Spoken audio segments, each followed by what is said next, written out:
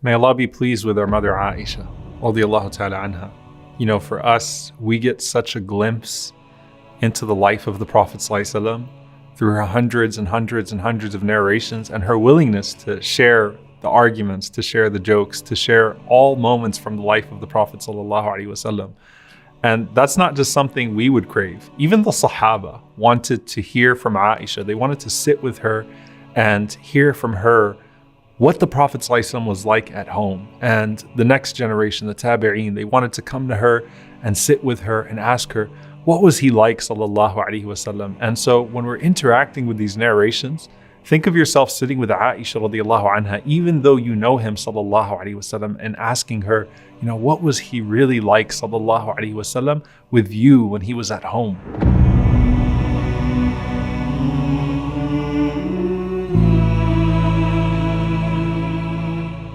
So you couldn't get enough from her, radiallahu ta'ala anha. And on one hand, you wanted to know how human he was, sallallahu alaihi wasallam. And on the other hand, you only had reinforced to you how superhuman he was, sallallahu alaihi wasallam.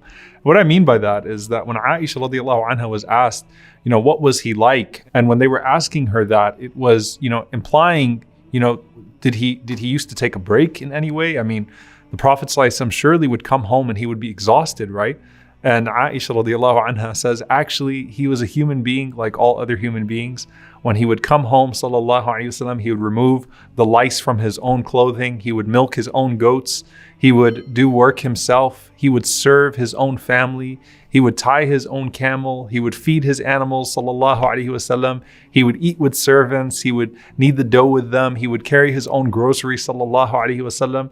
Kana fi khidmati ahlihi, sallallahu alaihi wasallam. He was in the service of his family. And she says he also used to joke a lot at home. So many of the jokes that we have from the Prophet sallallahu alaihi wasallam are between her and the Prophet sallallahu alaihi wasallam.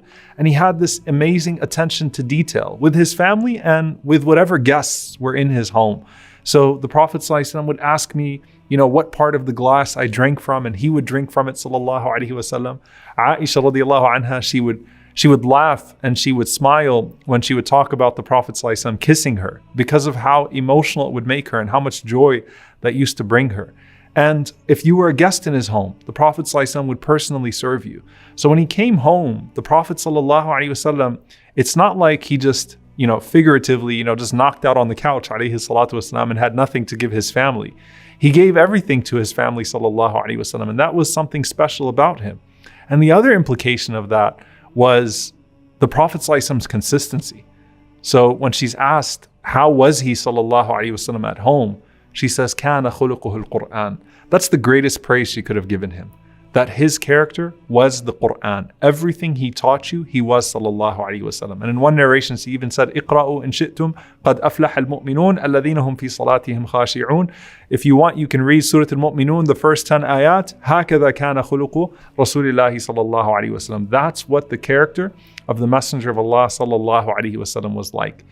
And when she's asked about his worship, that's when Aisha radiallahu anha just continues to say, look, as beautiful as his worship was on the outside, you have no idea what his worship was like on the inside.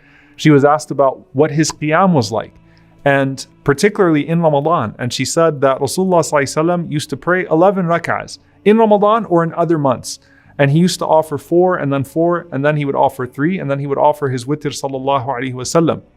And she said, don't ask me about their beauty and their length, because they were unmatched, sallallahu alaihi wasallam. So the Prophet sallallahu alaihi wasallam was praised in his qiyam from her. And Aisha radiallahu ta'ala anha says that I asked the Prophet sallallahu alaihi wasallam, do you sleep before offering the witr prayer? And Aisha radiallahu anha says that he said, sallallahu alaihi wasallam, my eyes sleep, wala yanamu qalbi, and my heart remains awake. My heart does not sleep. Subhanallah. So just like the Prophet sallallahu alaihi wasallam in public, when he would hear the call of prayer, you could see it. Arihna biha ya Bilal.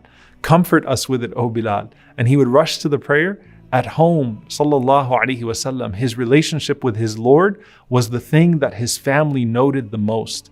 And there's this narration that stuns me. And it's really powerful. And I want you to imagine, again, you're sitting with Aisha radiallahu anha, and you've just collected all of these narrations from her about the Prophet sallallahu alaihi wasallam. And you ask her after all of this, Give us أعجب شيء رأيته من رسول الله صلى الله عليه وسلم. Ya Aisha, O our mother, what was the most amazing thing you ever saw from the Prophet sallallahu alaihi wasallam? You know, all of this that you've given us, if you could note the most amazing thing, an incident, a moment that you shared with him, that you could give it to us. And sakatat fabakat. She got quiet and she started to cry. And after she cries for a long time, she says about the Prophet sallallahu alaihi wasallam, everything about him was amazing sallallahu alaihi wasallam. Amruhu kulluhu ajab. There was nothing about his affairs sallallahu alaihi wasallam, about the way he carried himself, about his being, his presence, that wasn't amazing. But she said that the most amazing thing, she said there was this one night. لَمَّا كَانَ لَيْلَةً مِنَ اللَّيَالِ. There was this one particular night where the Prophet ﷺ came to bed and his skin was to my skin and we were close. And he says to me, Ya Aisha, would you allow me to go and worship my Lord tonight? SubhanAllah, like, are you okay if I leave the bed right now and I start worship? And it was in the very beginning of the night. And the Prophet ﷺ habitually would take some time to sleep and then he would wake up and pray. But here, he came and he cuddled with his wife and he says to her, Ya Aisha, can I go and worship Allah subhanahu wa ta'ala? Are you okay with that? And she said, Wallahi inni la uhibbu qurbak. I love being close to you. Wa uhibbu ma sarrak. But as much as I love being close to you, Ya Rasulullah, I love what makes you happy. So if you want to get up and pray tonight and you want to start early doing that, then go ahead. So Aisha radiallahu anha is in bed. She's watching the Prophet sallallahu alaihi wasallam. She says he got up and he made wudu and he said Allahu Akbar and he started to pray. And she said he started to weep sallallahu alaihi wasallam so much that his beard became soaked. Now it was normal for her to witness the Prophet sallallahu alaihi wasallam in long nights of qiyam and the Prophet ﷺ weeping at night, but she's looking at him praying and he's weeping so much that his beard was soaked. And Aisha radiallahu anha, their room was so small that when the Prophet ﷺ used to make sujood in his qiyam, when he used to prostrate, he would tap her on the leg and she would move up her legs so that the Prophet ﷺ could pray. And so she says that this was just unusual because then he kept on crying until he wet the area of his prayer. I mean, can you imagine how many tears came down from the eyes of Rasulullah ﷺ, that his beard was wet, that the ground where her legs would be, his room became wet. He literally caused a puddle from his tears. So at that point, you're worried about him, right? I mean, this is unusual how much crying is taking place. And you would think that something bad happened, or you would think he's afraid, sallallahu alaihi wasallam. So Aisha radiallahu anha, as a good wife, as someone who loves him, she says, I wanted to comfort him. So I said, Ya Rasulullah, why are you crying so much? Why are you crying so much? Why, Ya Rasulullah? Why do you have to cry so much? وَقَدْ غَفَرَ اللَّهُ لَكَ مَا تَقَدَّمَ مِنْ ذَنْبِكَ وَمَا تَأَخَّرَ.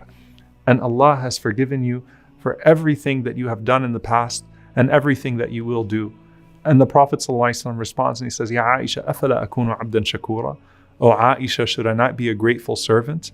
And then he says, verily there was this ayah that was revealed to me last night. وَيْلٌ لِمَنْ قَرَأَهَا وَلَمْ يَتَفَكَّرْ فِيهَا.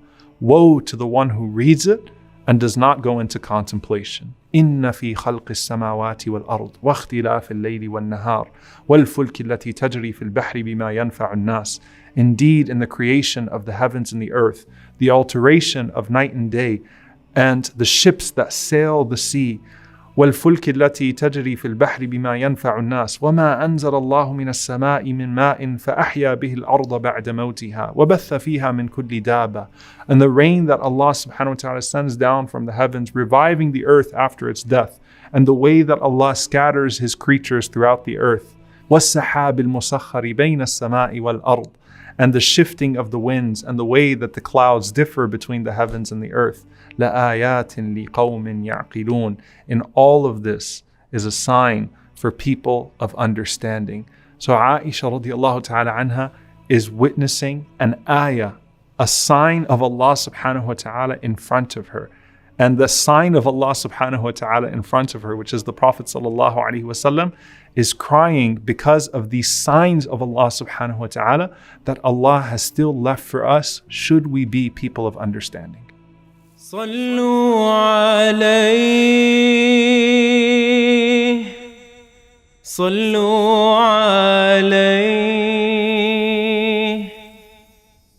صلى الله عليه وسلم.